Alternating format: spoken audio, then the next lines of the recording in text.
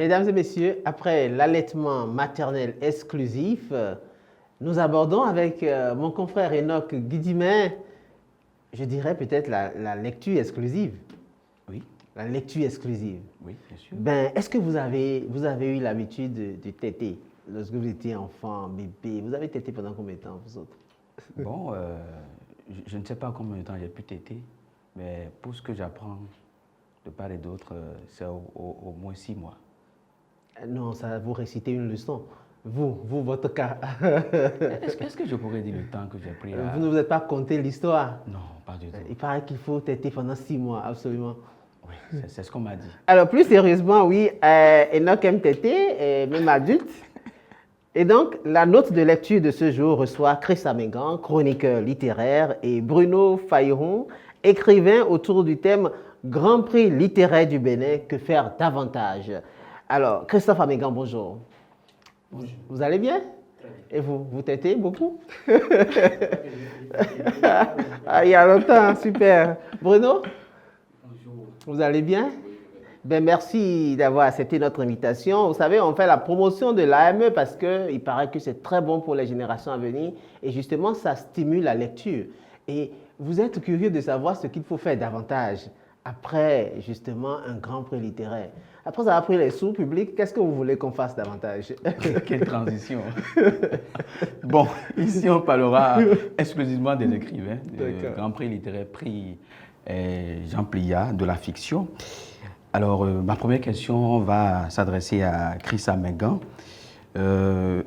Comment faire en sorte que le lauréat reste davantage dans l'actualité littéraire bien après la remise du prix? Bien après la remise du prix, pour faire en sorte que le lauréat reste davantage dans l'actualité, il faut que cela suive un programme qui doit être au préalable déjà défini dans l'organisation du Grand Prix, avant même que le Grand Prix ne soit décerné. C'est-à-dire que dans le fait de décerner le prix, on doit prévoir qu'il reçoit le prix. On doit faire en sorte, par exemple, qu'il y ait un certain nombre de cafés littéraires ou de causeries littéraires à organiser sur toute l'étendue du territoire national. C'est-à-dire que le Grand Prix littéraire du Bénin, quand il reçoit le prix, il doit suivre un programme bien prédéfini, une sorte de cahier de charge bien prédéfini.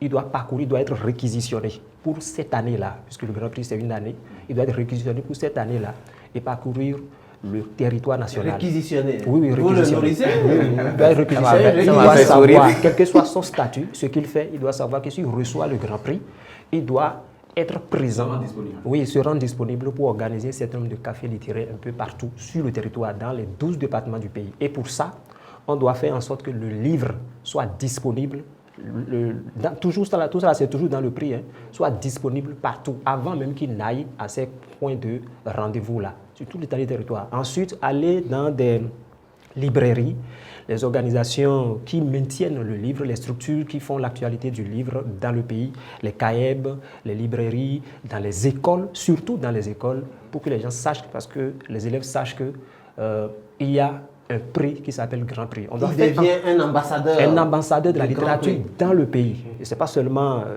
à l'occasion des salons internationaux ou à Paris ou à tel endroit, il va faire partie d'une délégation et c'est terminé. Non. Il doit d'abord être à la disposition des Béninois. Et si on fait ça, là, il parle de réquisition. C'est fort, hein?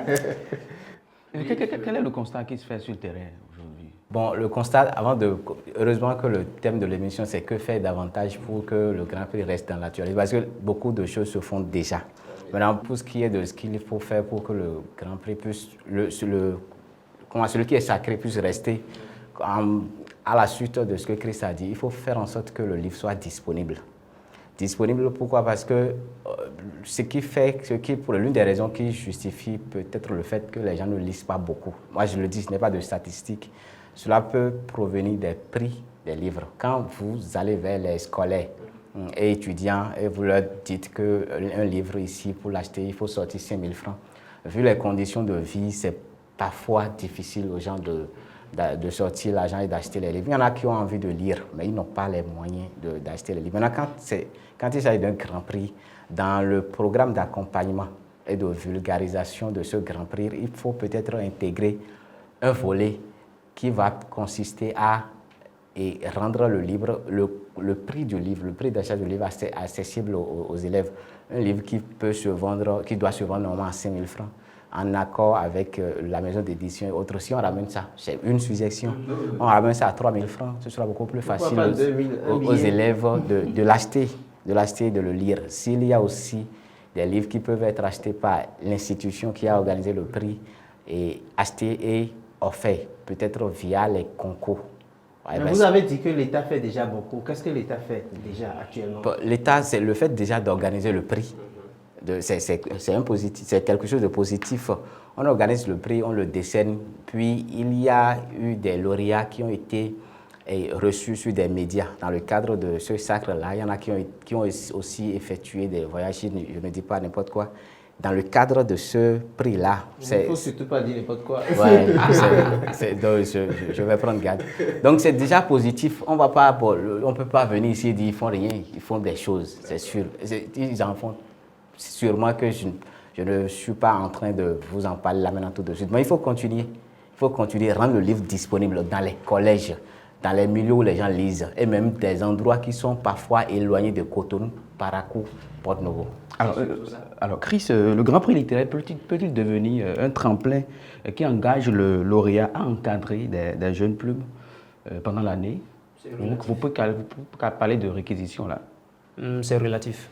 Parce que ce n'est pas parce que vous avez reçu le Grand Prix littéraire du Bénin que vous êtes forcément outillé pour pour l'animation des ateliers d'écriture. Parce que pour animer un atelier d'écriture, il faut en avoir les outils. Il faut savoir ce que c'est que... il faut maîtriser les fondamentaux de l'écriture. Il faut en soi et quelque part être soi-même d'abord un critique littéraire.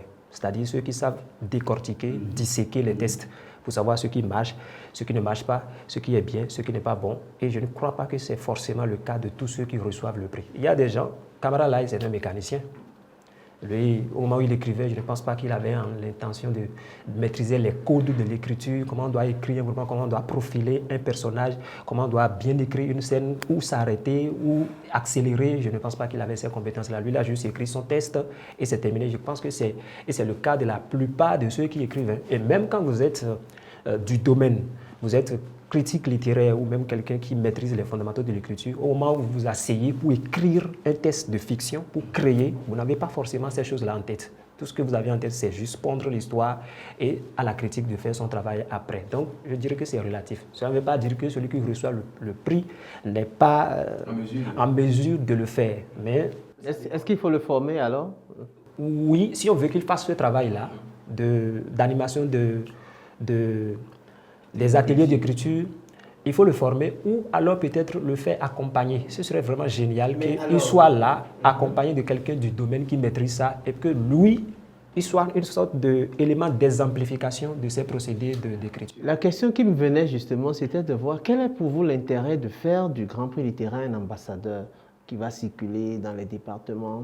Quelle est la pertinence d'une telle activité? D'abord parce que le prix s'appelle Grand Prix littéraire du Bénin. Pour que ça soit véritablement grand, il faut qu'on montre la grandeur.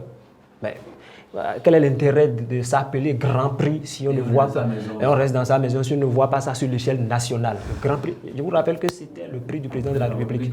Voilà, le président de la République, c'est le président de toute la nation. Donc, s'il est le Grand Prix littéraire du Bénin, il devient quoi? Le premier écrivain, le meilleur écrivain de l'année, sacré pour le pays. Il y a beaucoup de livres qui sortent au Bénin. Chaque année, il y a beaucoup d'écrivains. Et parmi eux tous, dans cette compétition-là, c'est lui qui a été sacré. Donc, pour cette année-là, pour montrer que le prix est véritablement grand et que ça mérite de s'appeler Grand Prix, il faut qu'il soit réquisitionné et mis à la disposition. Même si celui qui le prend est petit. Alors, Bruno, vous ne pensez pas que le livre sacré meilleur de l'année mérite d'être traduit dans quelques langues en dehors de la langue française?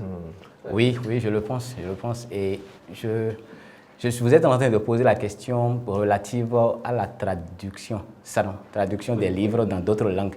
On peut déjà, souvent quand on parle de traduction de livres, tout de suite, là, ce qui peut venir à l'esprit des téléspectateurs, c'est de dire qu'on va traduire ça en anglais ou des langues étrangères. Mais déjà ici, au Bénin, peut-être que là, on va trouver que je suis trop ambitieux, mais on peut déjà commencer par traduire nos livres ici dans les langues locales pour que les gens puissent lire. Il y a un écrivain qui a déjà commencé par le faire. Des livres béninois sont traduits en Adja. Vous lisez Adja? Non, je ne suis pas locuteur de la langue. Vous lisez Goun? Oui, Vous lisez je lis Goun et je lis Fon. Est faible. Oui, mais il faut commencer par le faire quelque part. Il y a des gens qui ne sont même pas allés à l'école pour lire qu'on appelle le français, mais qui peuvent lire dans les langues locales. Donc, je ne dis pas qu'il faut faire table rase des langues étrangères et traduire uniquement dans les langues locales. Ce n'est pas ça, ce n'est pas les langues nationales, je ne dis pas ça. Mais pour donner une plus grande visibilité et offrir un plus grand lectorat au Grand Prix littéraire du Bénin, il faut incontestablement penser aux politiques de traduction. Le Nigeria à côté. Je ne suis pas allé là-bas, je n'ai pas fait une enquête pour savoir, mais c'est un grand pays qui est à côté de nous.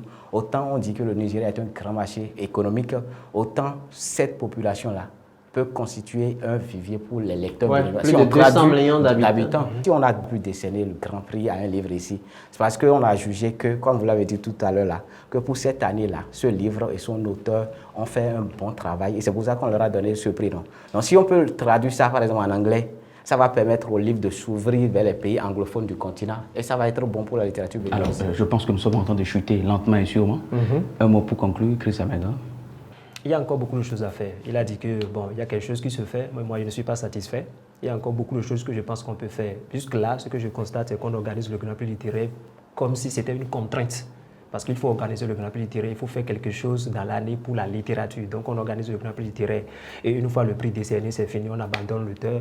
Et alors qu'on sait, tout ce qu'on vient de dire là, les gens savent, ils savent. Mais pourquoi ils ne le font pas? Point d'interrogation. Je pense que s'ils nous écoutent, il faut vraiment qu'ils nous donnent satisfaction à la littérature béninoise pour qu'on sache que véritablement les gens ont pris au sérieux la littérature dans ce pays. Parce que, je vous le dis, c'est là que se cristallisent toutes les aspirations de ce peuple.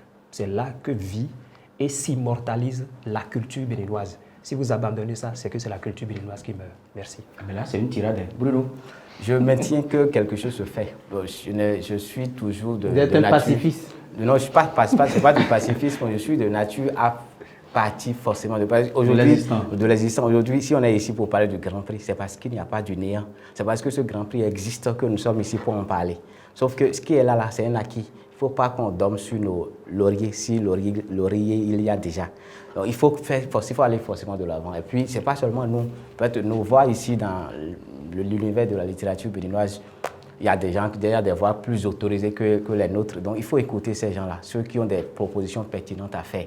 Ça ne sert à rien de décerner un Grand Prix pour qu'on n'en parle pas au-delà de 3 semaines. Il faut que le livre existe, il faut qu'on le rencontre partout où on va, dans les écoles, dans les universités. Il faut que, et je vais ajouter ça pour finir, les livres auxquels on décerne le Grand Prix littéraire du Bénin, ça me ferait beaucoup plus plaisir de voir que désormais, parmi les ouvrages à mettre au programme, qu'il y ait de ces livres-là qui arrivent au programme. Merci Bruno, écrivain et enseignant de philosophie. Chris Amégan, à l'état civil, Christophe Amoussou. Il est également écrivain, chroniqueur littéraire. Le Grand Prix Philippa. Bon, c'est pas ça, c'est pas à toi de le dire. Alors, le Grand Prix ne doit pas être une arrivée, mais un tremplin. Célébrer un auteur, c'est l'accompagner, le publier et le faire lire. À nous tous, médias, institutions, lecteurs, de faire en sorte que nos plumes ne brillent pas qu'un soir. Je vous remercie. Enoch, merci beaucoup pour cette embellie littéraire. Et bien, merci à vous, cher ami, Christ Amégan. Et puis Bruno Fayoum, merci de revenir autant que vous voulez. Votre compagnie est plaisante, vous pouvez être rassuré. À bientôt.